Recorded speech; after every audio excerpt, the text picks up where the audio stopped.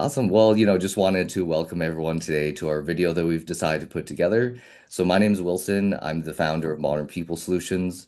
So I help companies with fractional HR and recruitment. And we also have, the amazing Becky over here. Thanks, Wilson. I'm excited to be here and I appreciate the invite and this kind of unique collaboration. So, I'm Becky Taylor. I'm the owner and founder of BS Communications Strategies, and I'm an education and event company. So, my background is as a registered veterinary technologist. I also have a Master of Arts in Professional Communication, which is how I designed this business to, again, just help coach people to communicate better from wherever they're at. And I do that through signature programs and a main event that we host in November. So I'm here just to really settle in and talk about some of the things that we're seeing in the veterinary profession. And I'm excited to hear what we each think of some of the different issues that we're facing.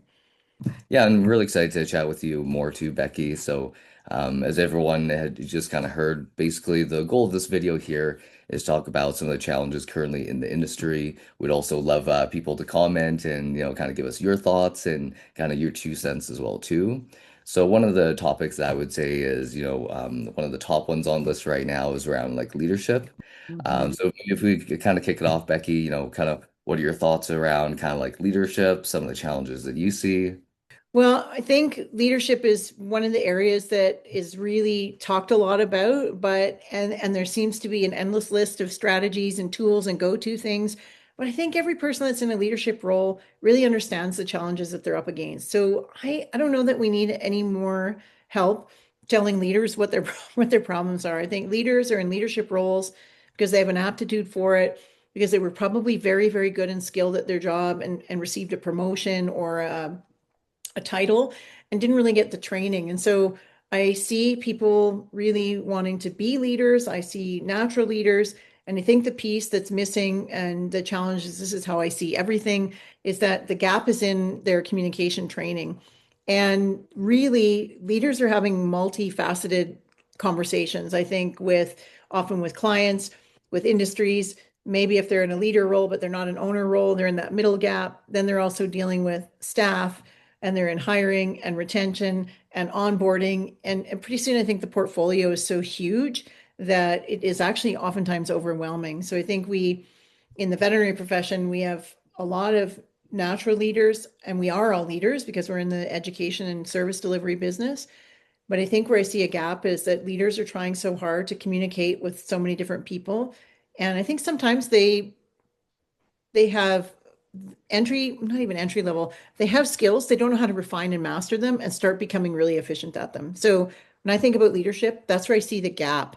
And I know there's lots of leaders that are out there and they're frustrated, and I feel for them. Absolutely, I would agree. Those are definitely one of the areas like opportunity as Mhm. communication side. Some of the other ones I've seen as well too is, some of these leaders, they've spent a lot of time in the business learning how it functions. They've gained a lot of, industry specific skills. But one of the ones that I've actually received, a lot of feedback on is that some of them may not have not gone to an actual like formal like business school.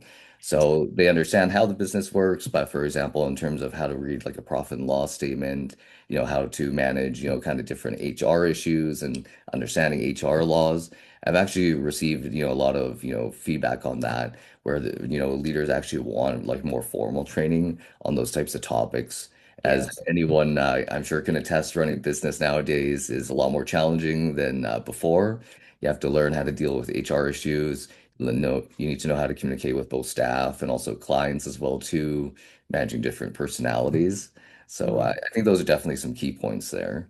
Yeah. But I think there's help available. And like you said, which I really appreciate, I hadn't really thought about it until you just said it. There is, again, those leaders, like you're saying, they really understand their business, they really understand their industry, they Mhm. know what's what, they know what it is that they're doing. And I think then they add the layer of complexity of then what, or they can design processes and protocols really well, but it's like navigating change is a big one, or communicating change, or trying to get everybody on board with something that they're doing. And you're right, there isn't a lot of specified formal training. There's endless CE out there for leaders and leadership opportunities, and a lot of people wanting to coach and consult and things like that. I think Mhm. really it's up to the leaders to kind of look at here's what I'm really good at, here's what I need to develop, and here's what I need to find someone else to do. Because I think sometimes they try to wear all the hats and then they get spread so thin that nothing is getting done right, or not right, nothing's getting done as well as they would like it to be. And I think that that's sort of it's just frustrating for them. I think I feel for them in that regard. Yeah. Oh, for sure. I've seen that stress for a lot of leaders. Like you mentioned too, they kind of try to do everything and they're thinking they're saving money, but then they're kind of burning themselves out and it also kind of impacts themselves personally. So I agree it's always best to kind of like leverage your team to be able to distribute some of the work or even hire other types of professionals kind of externally. But I think for leaders, has to start with that huge degree of self-awareness. I know I excel at this, and I should be spending 80% of my time doing this thing that I'm really good at. Maybe it's reading reports, maybe it's the P&L, maybe it's me doing strategic thinking around revenue generation and profit management, all that. Maybe their special skills is in and around leading or onboarding or training or recruiting. But I think the trick is trying to do it all. And I think it's really a high degree of self-awareness is helpful for leaders where they can go, I am so good at this and I need to keep developing it. And then this part I need to be pretty good at. And then this I'm only ever going to be entry level at, and or I need to find someone else that's not their special talent. So I think they try to take everything on and maybe they're afraid sometimes to delegate and say, Becky, I think you're really good at this. What do you think about taking this on? Or they just assign it because they're trying to offload it. So, and I think that leads to the next thing, which is the immediate domino effect to leadership, which is the culture of the team. So I'd love to hear your thoughts on how you see leadership and relating it to culture, because in the human resource world, which is your world for sure, you must see this in spades, both when it works extremely well and when it's kind of a gong show. Oh, absolutely. One of the things I always recommend, to clients, especially for their leaders, leaders can definitely, kind of set the stage for examples. And one of the things I've seen have a negative impact is, when leaders are, sometimes whether it's their first time being a leader or they've been leading for a while, and they don't actually address any behavioral issues until it gets very severe. So sometimes you might have a bad apple, and the leader just kind of lets it drag on until it gets to that point where everyone gets very frustrated and then they tell them afterwards when it's been happening for a few months. And Yeah. then what's happened is they've kind of negatively impacted everyone else's kind of mood. And then the leaders kind of, set the expectation where they kind of allowed it. But Mhm. when those leaders engage in those conversations very early on, so Yeah. let's say once you started to notice some of those signs, even just have a very basic kind of sit down conversation to address the issue, you can get resolved, very quickly, and then it can also prevent that negative culture from happening as well. Yeah. So when you talk about the sit down, what do you think is the barrier then from the person that recognizes, and I'm talking about like tasks not getting done. I don't mean things that the person is doing that's maybe like illegal or immoral. I mean like Yeah. they aren't performing to even an entry level or an entry level expectation. So we've got someone who's performing in quotes performing poorly. Again, Mhm. not immoral, not illegal. So they're performing poorly. And you had mentioned that sometimes it gets that poor performance kind of carries on. So what do you think is the barrier between those early discussions that you're talking about, between you sitting down with me the first time you noticed that I didn't get something done on time, or that I made an inappropriate comment, or that I huffed and slammed a door, whatever. Those are silly examples, but what's the barrier from leaders getting in there right then and having that conversation? Yeah, I would say a number of times what I've seen is that, they just don't have like the tools. So they Mhm. might notice the issue. So whether it's performance of them not actually carrying out their tasks they're supposed to do, or maybe it's, an issue with like their attitude, but they're Yeah. just not really sure of how to address it. And Yeah. another one that I've been actually asked in the past as well too, specifically by veterinarians, is sometimes they have staff that might be a little bit more emotional, especially with all the stress inside of like the Mhm. clinic. And they know they need to address it, but they know the person's also very emotional. So they're also, I wouldn't say scared, but they're just unsure of how to address the situation so they don't make the person, for example, feel bad or kind of cry or anything like that. So they're trying to balance kind of several things, right? I see that too, like hundreds of times, I think. And it's the discomfort that we generally as people have with with Mhm. conflict. And again, when I talk about conflict, I'm talking about, dialogue disagreement. I'm not talking about like going out back and solving it with our fists. I don't mean that kind of conflict. Conflict to me is we disagree. I have to comment on poor performance. My perspective is different or has changed, or I need to address my own discomfort. And so, in those situations where the communication training really comes into effect is using skills to address those conversations. And when we feel competent in the skills, then we gain confidence. And suddenly those conversations aren't scary anymore. They're just, we have to think, okay, I'm going to use a higher level of my skill set. And I relate it to, something as simple as an IV catheter. So if I have an IV catheter and I'm going to put it in a 120-pound healthy dog with a vein like a garden hose, I like reasonably, I could assume that that task is going to be okay. I feel confident and comfortable that I can do it. But now, in the next hour, now I've got to take a big gauge catheter and I'm going to put it in a 20-year-old cat in renal failure. I still Mhm. have to get a catheter in a vein, but now the complexity in front of me is different and I have to engage my skill set at a bit higher level. And that's how I look at conflict training is we look at the skills that we have to refine them, we have to think about how we'd apply them to a complex situation without labeling it as difficult, without labeling the person as difficult, without saying, well, they're, to your comment about, well, they're emotional. I don't want to set them off. That's what a lot of people worry. They're emotional. Becky's going to cry if I and then feel bad. And then it's the when we wait and wait and wait and wait and build it up, we end up the build up ends up being worse than if we'd addressed it in a skills-based way right off the hop. And I just see that as being such a powerful solution that everyone has capacity to do. But in my mind, it's a skill thing. It's not I don't have to, and I don't have to dread it. And I think, to your example, I think some leaders and people dread it. They dread hurting somebody's feelings or they dread someone kind of pushing back and saying, no, it's not my fault. I didn't do it. I would do a better job if I didn't have to work with Wilson every day, So, Yeah. so, and I think sometimes blame.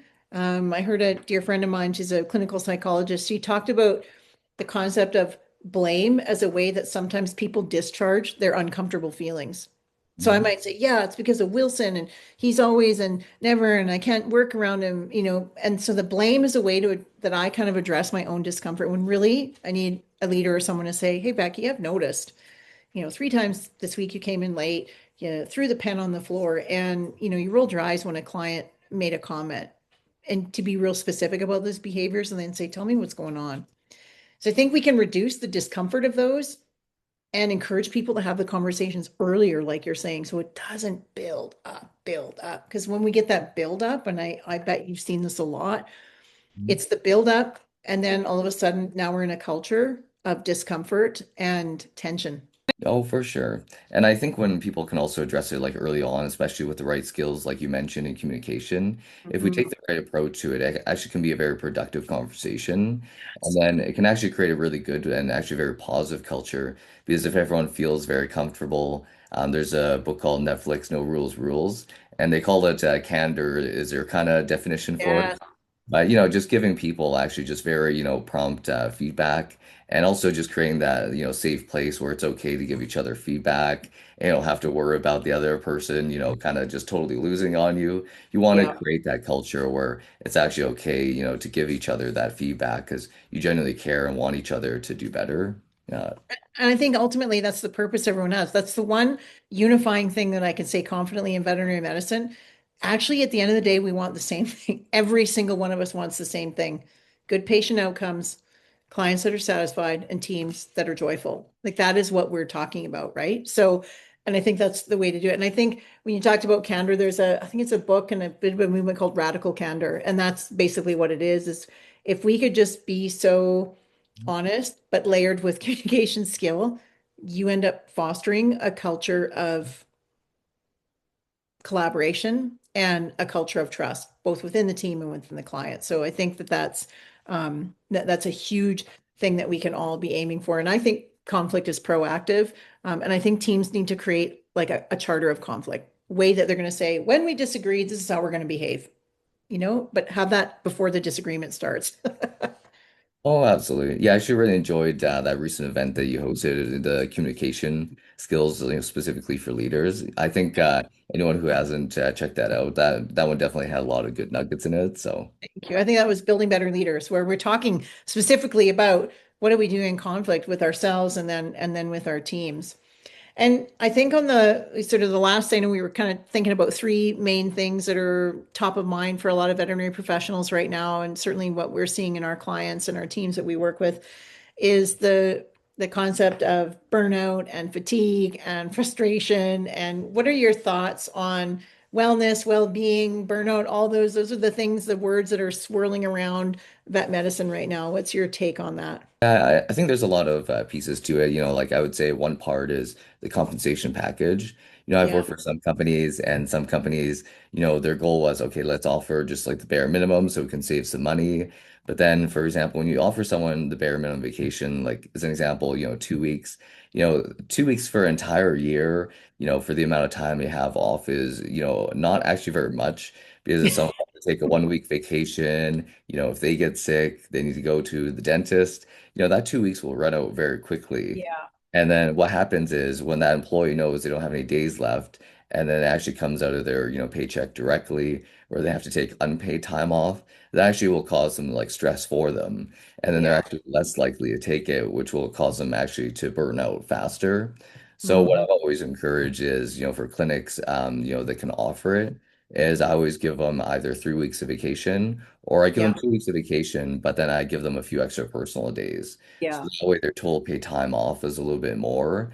And although upfront on a profit and loss statement, it might cost you a little bit more money, the impact to your staff will actually be quite significant, where they'll actually show up better, they'll be fully engaged because in the back of their head, they're not worrying, about their paycheck because, they had to take an extra 2 days off, unpaid. So I think that that's one opportunity where you can kind of start helping to promote that, work-life kind of balance there. And then Yeah. even just checking in with employees, like, when they're really burned out and you can tell they're not quite the same, especially if you see their performance declining or they're just not quite, themselves. And you go, hey, Becky, just want to check in, how are things going? And you notice some of those differences. I would say that's a really good way to start. But, I'd love to get your thoughts too on the communication side in terms of, really good conversations we can have, around that. Yeah, and I think what the research is starting to show us, Dr. Jason Coe and his team did some really good work on relational coordination, which is based on communication within the team and creating. And I think there's a lot of terminology around creating a safe space, which I think is absolutely important, but it is not enough to just say this is a safe space. Mhm. We could make that announcement all day long. People have to feel it, and how they feel it is that you've cultivated a culture around good communication. And for me, that it's so simple and straightforward is that really when everyone can start advancing their skill in listening and empathy and asking questions and pausing and also self-management in the moment and being able to express self-empathy and recognize when you're about to go off the rails or not. And I think then we're talking about very dynamic relationships. We're talking about real serious collaboration. And collaboration means that we can chat openly. It means that I can disagree with you because we've already talked about how we're going to behave when we disagree. It means that when I need to, I can say, Wilson, I got to tap out. I need 10 minutes to go. I just need to, run out to the store. I need to do something. But also, if you notice that I'm running out to the store every hour for 10 minutes because I'm tired, then it's up to you to say, hey, Becky, I've noticed just this week, every hour, almost on the hour, you're leaving for 10 or 15 minutes. We can't keep doing that. What's going on?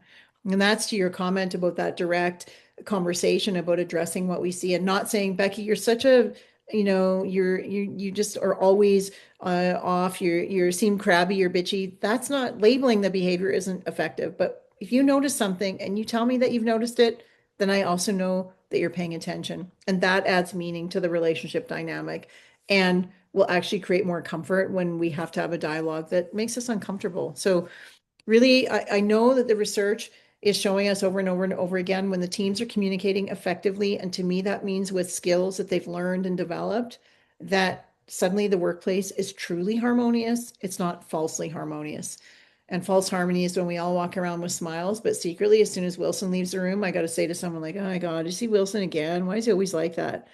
But when you come in the room, I put a smile on. So that's false harmony. We don't want that. But real harmony means we can look each other in the eye, disagree, agree, collaborate, and we know we're at one big purpose, which is good patient care, happy teams, clients that want to pay us.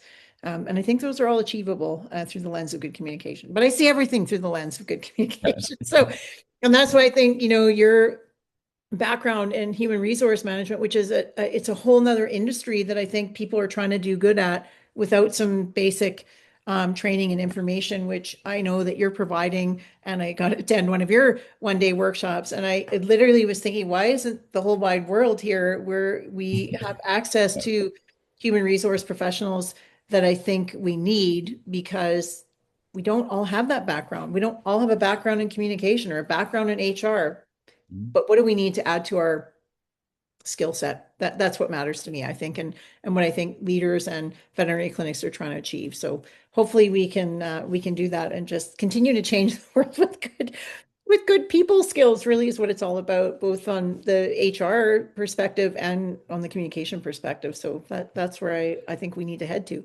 Absolutely. Yeah. And I, really appreciate this conversation too. And, for everyone else out there too, we'd love to, hear about, what are some of Yeah. the challenges that you're facing as, a veterinary business. So whether that's around leadership, whether that's around communication, Mhm. HR, or even other issues, we just, love to hear from you.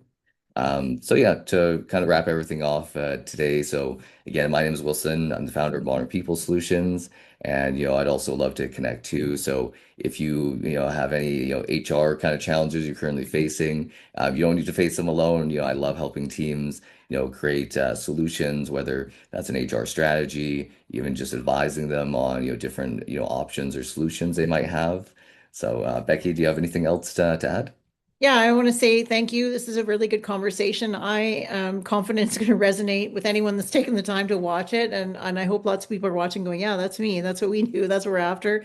And I love coaching communication skills through an evidence-based lens. And that's where I've seen the success. And if you are interested in any of that, of course, look up bscommunication.ca. Our signature programs are there. We've got some online courses now that we're offering. And really what I want to do is get people communicating better, because I know when it's good and it's skilled, it's effective, and we're way more joyful at work. And when we're joyful at work, we're more productive and we're making money. And I think that's what we all and what we all need. So I'm open always to having a good conversation with anyone about issues or ideas. So welcome any comments or to reach out to me directly as well. All right, perfect. Yeah, thanks, Becky, and thanks everyone else for listening. Yeah. Thanks, Wilson.